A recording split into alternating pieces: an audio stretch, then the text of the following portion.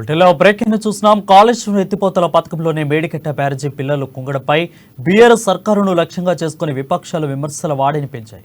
ఈ ఘటనకు ముఖ్యమంత్రి కేసీఆర్ బాధ్యత వహిస్తూ రాజీనామా చేయాలని బీజేపీ కాంగ్రెస్ నేతలు డిమాండ్ చేస్తున్న నేపథ్యంలో మేడిగడ్డ బ్యారేజీ చుట్టూ తెలంగాణలో రాజకీయం నడుస్తుంది. కాళేశ్వరం ప్రాజెక్టు నిర్మాణంపై అవినీతి ఆరోపణలు చేస్తున్న కేంద్రంలోని బీజేపీ సర్కార్ ఇప్పటికైనా పూర్తి స్థాయి విచారణ జరిపించాలని కాంగ్రెస్ నేతలు గళాన్ని పెంచడంతో పొలిటికల్ హీట్ను పెంచుతుంది.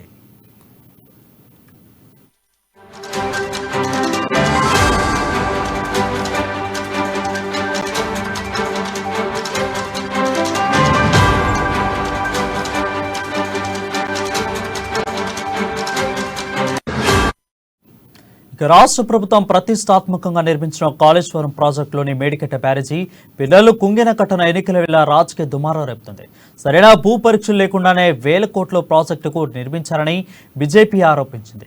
ఈ ఘటనకు బాధ్యత వహిస్తూ సీఎం కేసీఆర్ రాజీనామా చేయాలని ఇప్పటికీ ఈటెల రాజేందర్ డిమాండ్ చేశారు.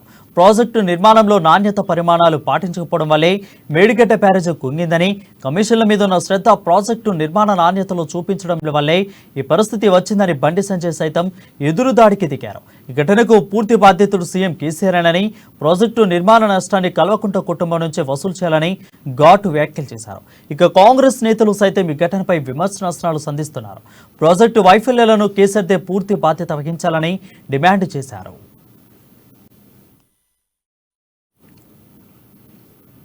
దీనిపై మరింత సమాచారం మా ప్రతినిధి రాజు లైవ్ ద్వారా అందిస్తారు. రాజు, చెప్పండి.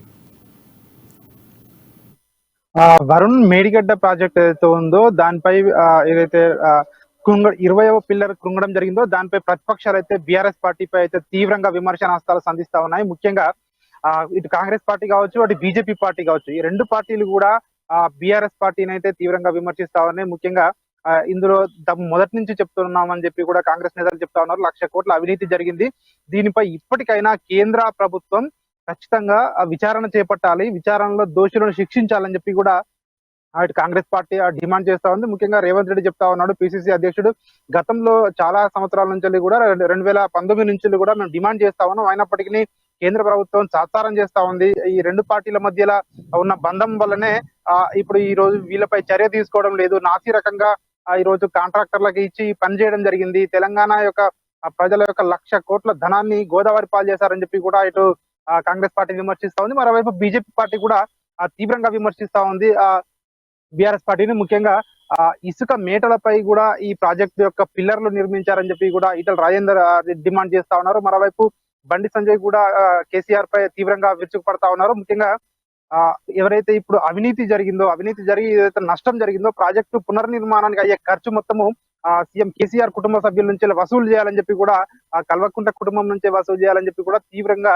విమర్శిస్తున్న పరిస్థితి మనకు నెలకొంది. మొత్తానికైతే రాజకీయ దుమారం అయితే రేగింది. ఎన్నికల సమీపిస్తున్న వేళ ఇప్పుడు జరుగుతున్నటువంటి పరిణామాలు ఏవైతే ఉన్నాయో అధికార పార్టీకి కాస్త నష్టం కలిగించే అవకాశమే ఎక్కువగా కనిపిస్తున్నాయని చెప్పి కూడా ఇటు విశ్లేషకులు కూడా భావిస్తా ఉన్నారు. ముఖ్యంగా గతంలో చాలా సార్లు కంప్లైంట్ ఇచ్చినా కూడా కేంద్ర ప్రభుత్వం స్పందించిన కేంద్ర ప్రభుత్వం మొన్న కేంద్ర మంత్రి కిషన్ రెడ్డి లేఖ రాయడంతో కేంద్ర జలవనరుల శాఖ మంత్రి వెంటనే స్పందించి దీనిపై 6 సభ్యులతో కూడినటువంటి ఒక కమిషన్ కూడా ఏర్పాటు చేయడం జరిగింది. ఈ కమిషన్ ఈ రోజు ప్రాజెక్టు సందర్శన కొద్దిసేపట్లో వెళ్ళనుంది. ముఖ్యంగా మొదటగా రాష్ట్రంలో ఉన్నటువంటి నీటిపారుదల శాఖ అధికారులతో చర్చలు జరిపిన అనంతరం అసలు ఏమైంది, ప్రాథమికంగా ఒక నివేదిక వాళ్ళ దగ్గర తీసుకున్న తర్వాత ఆ ప్రాజెక్టును సందర్శించే అవకాశం అయితే స్పష్టంగా కనిపిస్తా ఉంది. ముఖ్యంగా వాళ్ళు అక్కడికి వెళ్ళి అసలు ప్రాజెక్ట్ సేఫ్టీ ఏ విధంగా ఉంది, దానికి అసలు ఎట్లా జరిగింది, అది మానవ తప్పిదమా అని చెప్పి అన్న కోణంలో వాళ్ళైతే దీనిపై పూర్తిగా ఒక నివేదికను అయితే తయారు చేయనున్నారు. అయితే నిన్న మనం చూసుకున్నట్టయితే రాష్ట్రానికి సంబంధించినటువంటి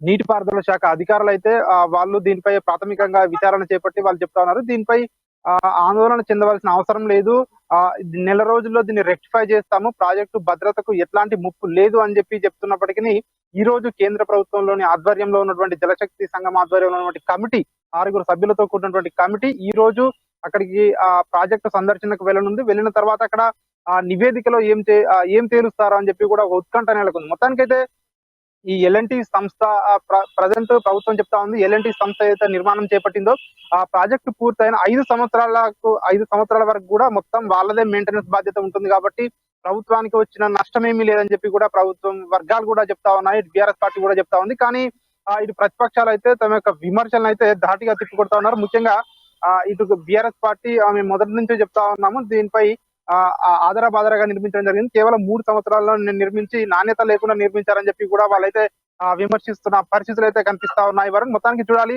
ఎన్నికల వేళ ఈ యొక్క ప్రతిపక్షాలకైతే ఒక అస్త్రం దొరికిందని చెప్పి కూడా విశ్లేషకులు అయితే భావిస్తా ఉన్నారు. Varun, right, thank you Raju for the updates.